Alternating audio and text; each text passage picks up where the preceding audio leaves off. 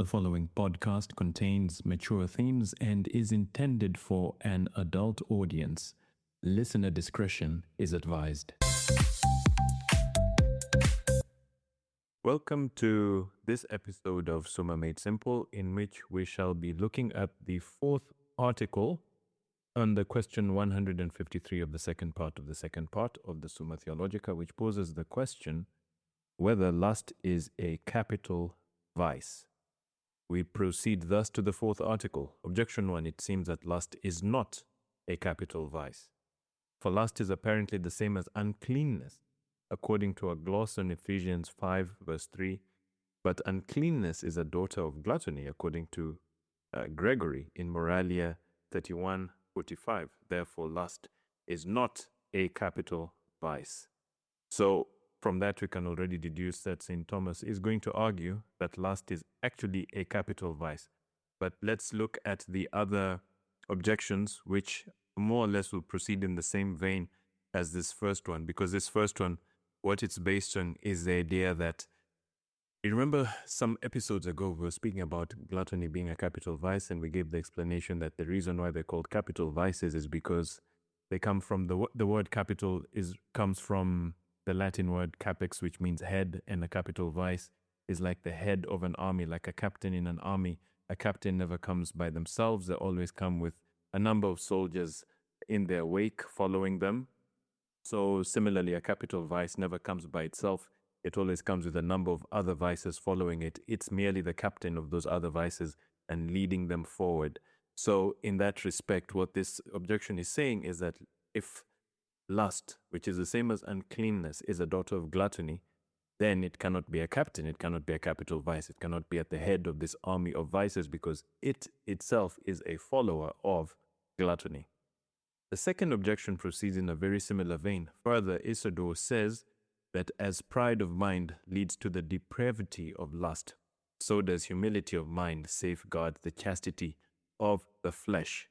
Now, it is seemingly contrary to the nature of a capital vice to arise from another vice. Therefore, lust is not a capital vice. So, in other words, because the depravity of lust seems to come from pride, it's therefore a daughter of pride. It cannot be a captain, it cannot be a capital vice, it cannot be at the head of an army of vices. And the third one says, this third one is a gem. I mean, wow. Further, lust is caused by despair, according to Ephesians 4 verse 19, who, despairing, have given themselves up to lasciviousness. But despair is not a capital vice. Indeed, it is accounted a daughter of sloth, as stated above in a previous article. Much less, therefore, is lust a capital vice. What I really liked about this objection is it's like, as a sidebar, as a kind of by the way, it just dropped some gems which are very, very instructive. The first one, lust is caused by despair. That is so true. Lust is caused by despair. It's always caused by this, usually, many, many times. It's caused by losing sight of what is despair. Let's start by defining despair. Despair literally means without hope. Despair. Spare means hope in Latin. So despair means like without hope, like hope has been removed. That's where despair comes from.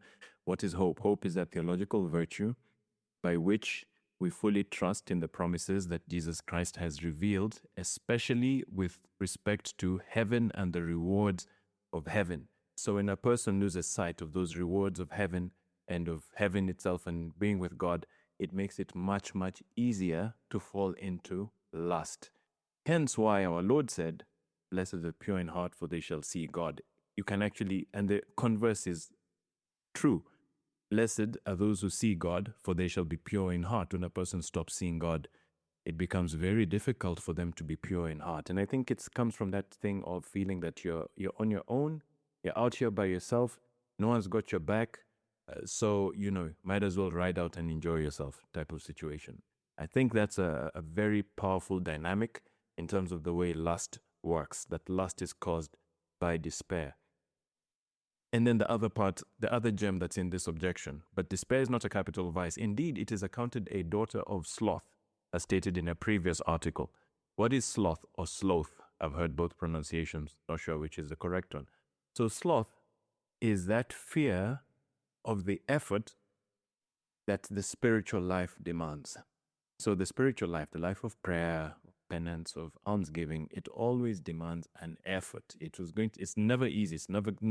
It's very rarely easy. I'm not saying it's never easy. There are times when it's easy, but that's not the norm. Most of the time, it requires an effort to pray, to go to church, to give alms, to do works of penance, etc., to go against what we feel like doing, to sort of deprive ourselves of things which our body wants or things which our mind wants, which are not good for us. It takes an effort. So when a person has that fear of that effort, at first it starts as a fear, and then it becomes an unwillingness, and then it becomes a great then it becomes a great distaste for spiritual things, and then it becomes a hatred for spiritual things.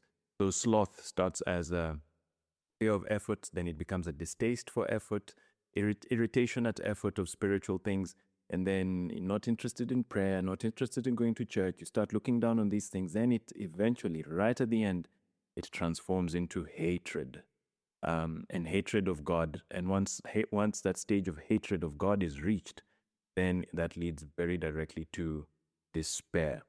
But despair is not a capital vice. Indeed, it is accounted a daughter of sloth, as stated above. So that's kind of like the way these things follow each other. Much less, therefore, is lust a capital vice. On the contrary, Gregory says in Moralia 21, in the same place, he places lust among the capital vices. Gregory in Moralia places lust among the capital vices. I answer that, as stated above in a previous article, a capital vice is one that has a very desirable end, so that through desire for that end, a man proceeds to commit many sins, all of which are said to arise from that vice as from a principal vice. Let's unpack that, even though we've unpacked it before, but by way of reminder.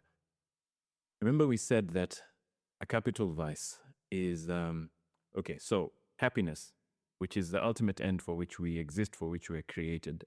Happiness has some aspect or element of pleasure associated with it.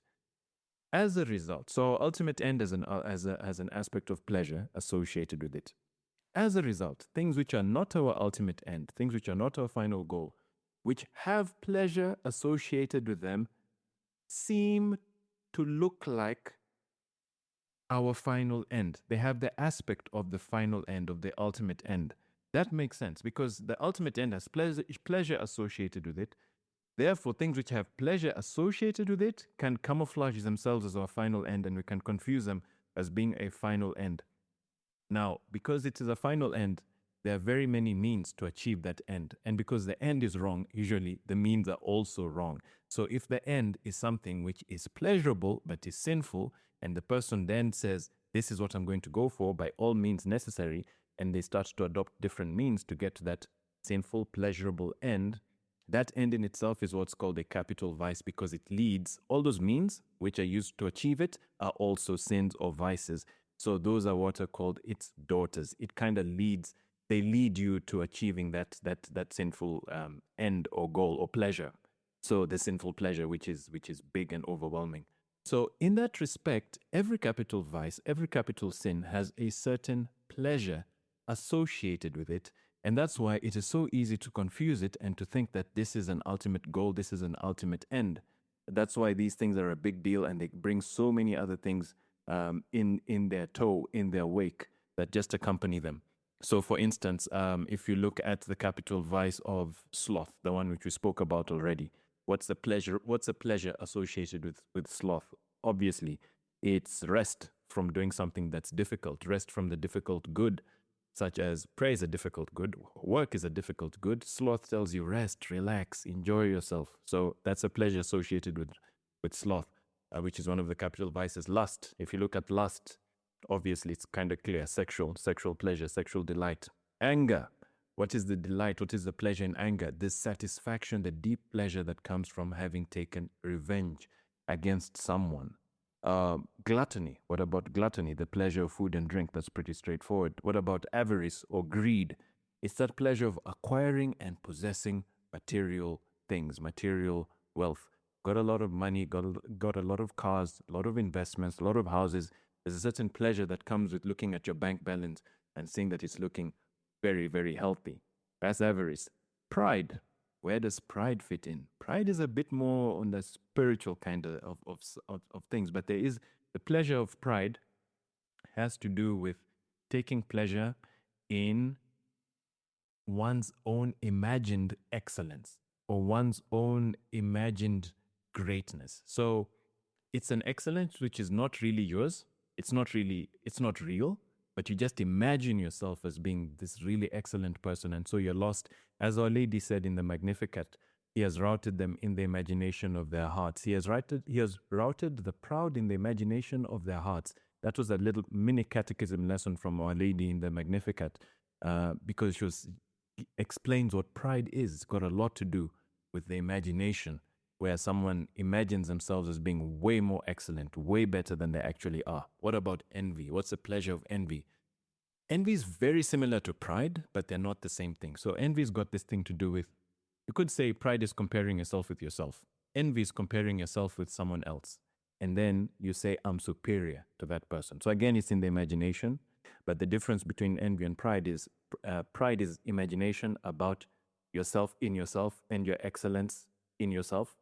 Envy is now where it's like yourself and your excellence, your imagined excellence compared to other people. And so you're like, oh yeah, that person is not as good as I am. I deserved this more than they do. Why do they get to succeed and why do I get to fail? Or vice versa, where you're happy with someone's downfall. So those are the two sides of envy, where you're happy with someone's bad luck or you're unhappy with someone's good luck. Those are the two sides of envy. Both of them are rooted on this thing of imagining a superiority over other people, which gives you a certain kind of joy, a certain kind of pleasure. So that's how all of these capital sins have a pleasure associated with them. Now, the end of lust is venereal pleasure, which is very great. I'm reading from St. Thomas. Wherefore, this pleasure, this venereal pleasure, the pleasure from sex, is very desirable as regards the sensitive appetite, as regards our physical body, both on account of the intensity of the pleasure, because there is no greater pleasure that the physical body can experience that is greater than sexual pleasure. Sexual pleasure is the greatest pleasure that the physical body can experience, and because such like concupiscence is connatural to man.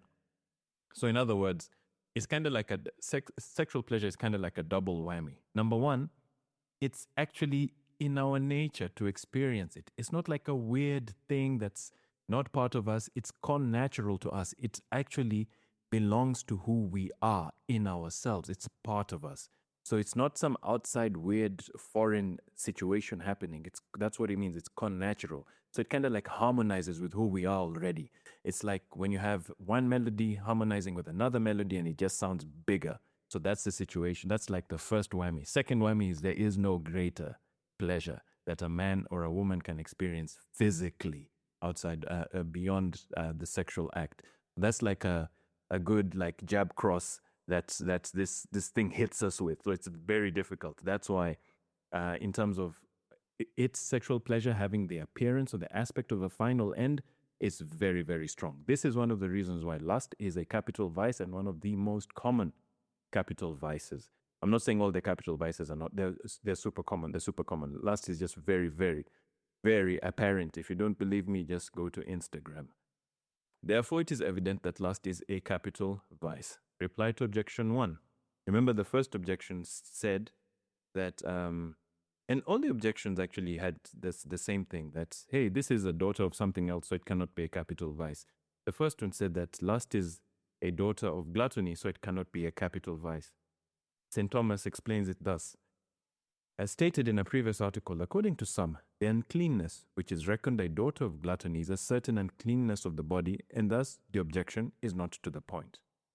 If, however, this uncleanness denote the uncleanness of lust, we must reply that it is caused by gluttony materially, insofar as gluttony provides the bodily matter of lust, and not under the aspect of final cause, in which respect chiefly the capital vices are said to be the cause of others.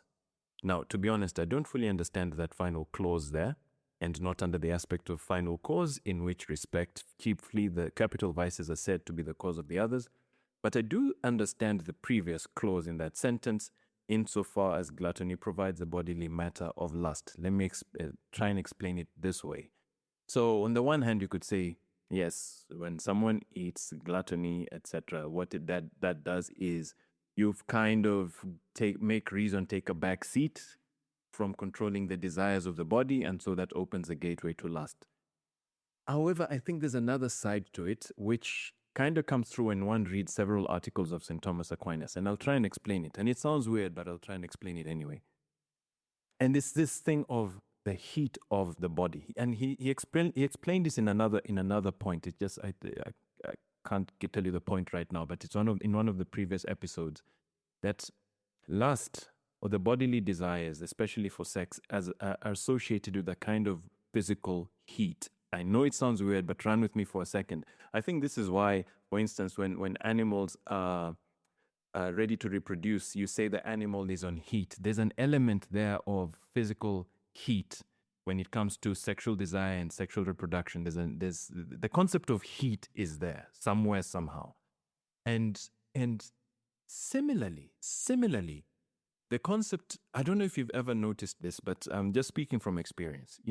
Every time, one thing I've noticed is it's very difficult for me personally, if I'm freezing, if I'm feeling very, very cold, and then I eat something, I've realized it's almost impossible, at least for me, to feel cold while eating at the same time. It's like the body can't do those two things, cannot be freezing and eating at the same time, irrespective of whether the food is hot or cold.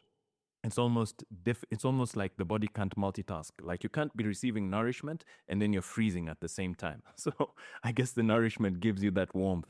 And this, I believe, again, ties into why gluttony and lust are related, that gluttony or food makes the body kind of heated up, and this, in a way, affects one's sexual desires. This is why there's a very strong correlation between the dampening of sexual desires and fasting. They're connected somewhere, somehow. Just from observation, they're just connected.